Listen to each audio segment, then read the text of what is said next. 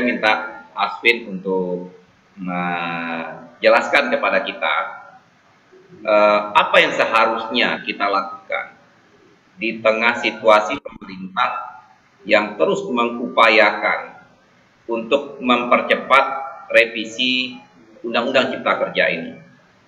Kita sudah pernah melakukan berbagai macam upaya gitu ya, aksi gabungan, bikin aliansi, konsolidasi dan lain-lain.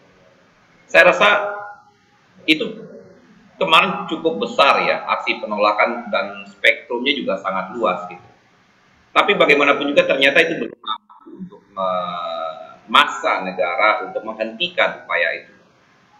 Dan kita juga tahu sebelum Undang-Undang Cipta Kerja, bagaimana negara memaksakan juga undang-undang revisi Undang-Undang KPK, Undang-Undang Pertambangan, Minerba, dan berbanyak undang-undang.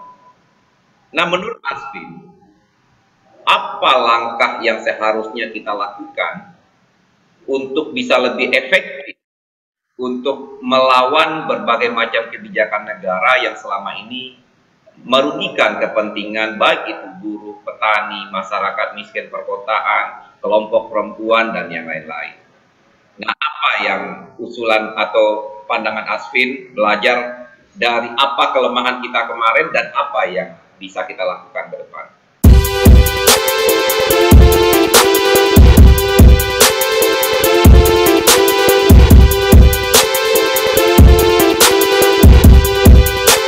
Oke, saya mau jawab dari hal yang teknis, tapi pada akhirnya akan melahirkan sesuatu yang sangat strategis. Kita harus menyadari sebetulnya putusan MK itu bilang apa sih supaya kan kita kan cuma akrab bahwa putusan MK ini mengatakan Undang-Undang Omnibus Law Cipta Kerja bisa jadi sah kalau mengikuti pembentukan perundang-undangan, begitu kan? Nah, tapi sesungguhnya apa sih esensinya? Saya mau bacain beberapa paragraf, saya ada PPT, tapi nanti saya bagiin aja kepada teman-teman. Nah, jadi intinya yang pertama MK bilang begini, semua, dan ini ada di halaman 394, poin 3.17.9, jadi teman-teman bisa cek juga di putusannya. Semua tahapan dan standar yang udah diuraikan sama MK gitu ya di dalam undang-undang untuk membentuk undang-undang, itu akumulatif, jadi harus dipenuhi semua. Jadi kalau tahapannya ada 4, nggak bisa pemerintah menghilangkan satu aja. Kemudian mahkamah bilang begini, artinya cacat formil undang-undang sudah cukup dibuktikan apabila terjadi kecacatan dari semua atau beberapa tahapan atau standar dari semua tahapan atau standar gitu.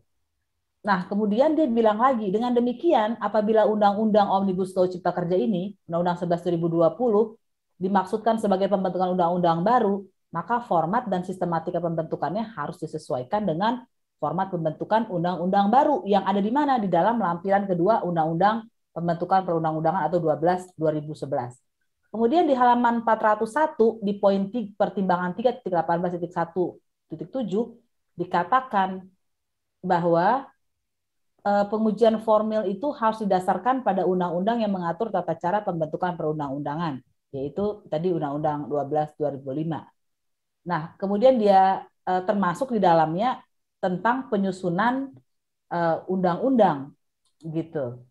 Nah, kemudian dia katakan lagi di halaman 401, oleh karena itu penyimpangan atas tata cara pembentukan suatu undang-undang yang telah ditentukan dalam Undang-Undang tentang Pembentukan Peraturan Perundang-undangan yang secara nyata disebutkan pula dalam penjelasan umum 11/2020 tidaklah dapat dibenarkan. Jadi tidak dapat dibenarkan ini penyimpangannya. Bahwa berkenaan dengan persoalan lamanya waktu dalam membentuk suatu undang-undang sebagaimana dikatakan dalam penjelasan Undang-Undang Omnibus Law Cipta Kerja, tidak dapat dijadikan dasar pembenar untuk menyimpangi Undang-Undang Dasar 45 tentang tata cara pembentukan undang-undang. Nah, karena itu, pada intinya kemudian Mahkamah Konstitusi mengatakan bahwa terlepas dari definisi Omnibus Law, penting bahwa Mahkamah menegaskan teknik atau metode apapun yang akan digunakan oleh pembentuk undang-undang dalam upaya menyederhanakan undang-undang, menghilangkan berbagai tumpang tindih undang-undang, atau mempercepat proses pembentukan undang-undang, bukanlah persoalan konstitusionalitas sepanjang pilihan atas metode tersebut dilakukan dalam koridor pedoman yang pasti, baku, dan bla bla bla bla. Kemudian dia katakan diperlukannya tata cara yang jelas dan baku dalam pembentukan peraturan perundang-undangan pada prinsipnya merupakan amanat konstitusi. Artinya dia katakan pada akhirnya metode ini tidak dapat digunakan selama belum diadopsi dalam undang-undang tentang pembentukan perundang-undangan. Artinya apa? Artinya metode Omnibus Law Cipta Kerja tidak dapat digunakan selama belum diadopsi di dalam undang-undang tentang pembentukan perundang-undangan atau Undang-Undang 12 2011.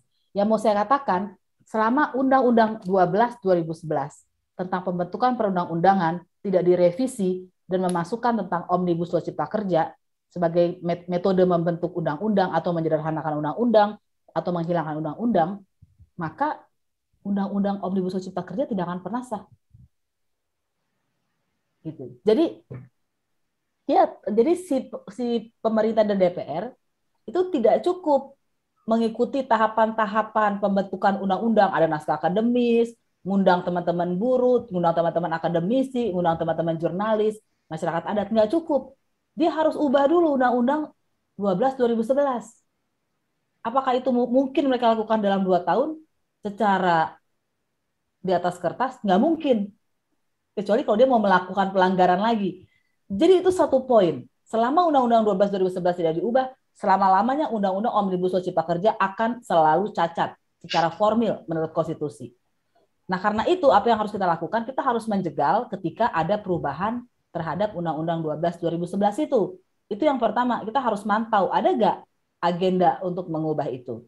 Yang kedua, pemahaman ini harus kita sebarkan karena kita udah berjalan dari putusan MK udah berapa lama ya Mas Ilham ya? Kurang lebih mungkin 3 bulan. Oke, 3 bulan. Dan saya belum dengar tuh ada mau mengubah Undang-Undang 12 2011 gitu ya, karena mungkin mereka mau berkelit dari itu. Nah, jadi kita masih punya waktu 1 tahun 9 bulan untuk menahan agar undang-undang pembentukan perundang-undangan tidak direvisi. Nah, kemudian yang kedua, kita harus melakukan pemantauan dan mendokumentasikan apa saja pelanggaran tadi. Kan di dalam putusan dikatakan, seperti kata Bung Ilham tadi, menyatakan untuk menangguhkan segala tindakan atau kebijakan yang bersifat strategis dan berdampak luas, serta tidak dibenarkan pula menerbitkan. Jadi peraturan-peraturan pemerintah yang sudah ada sebelum MK harus ditangguhkan, tidak diberlakukan, dan sesudahnya tidak boleh ada yang diterbitkan yang baru. Nah, ketika kita melihat di lapangan bahwa yang sudah ada 4 Perpres dan 4 PP itu diberlakukan, maka kita harus bikin catatan tentang itu. Apalagi kalau kita melihat ada peraturan baru yang dibentuk berdasarkan Undang-Undang Omnibus Law Cipta Kerja.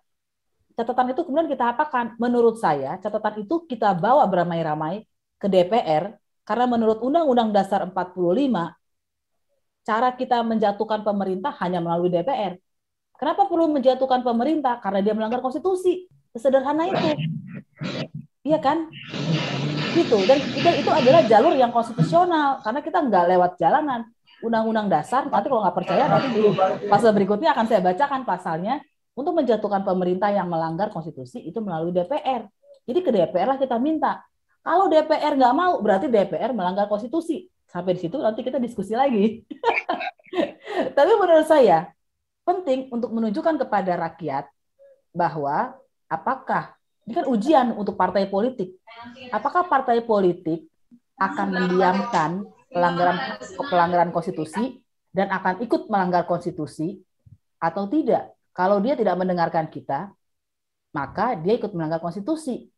Nah, kalau DPR dan pemerintah melanggar konstitusi, negara apaan itu? Nah, disitulah menurut saya Partai Buruh menjadi penting. Terima kasih.